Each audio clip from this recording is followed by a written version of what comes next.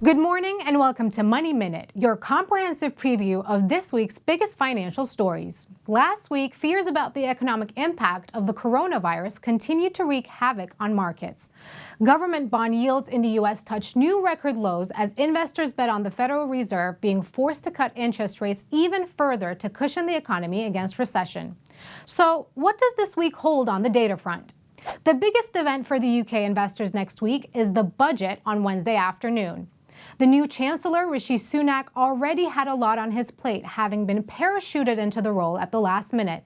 Now, he not only has to lay out the Conservative government's plans for economic policy for the next few years, but he also has to take into account the impact of the coronavirus, particularly on small and medium-sized businesses.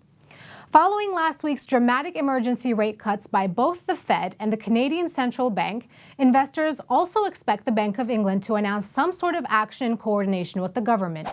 Over in the Eurozone, a central bank meeting is scheduled for Thursday. Interest rates in the Eurozone are already at rock-bottom levels, but investors expect at least some sort of action to be taken simply because the European Central Bank can't be seen to be doing nothing while all around are cutting rates.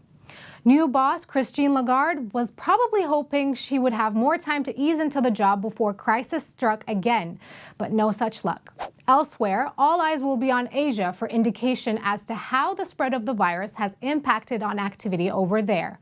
South Korea, where the rate of infection appears to be leveling out, releases trade data for the first 10 days of March on Tuesday. Imports and exports slid in February due to China's factory shutdowns. The latest data is unlikely to show a dramatic improvement and may also give an idea of just how big an impact the virus is having on global trade. Have a good week.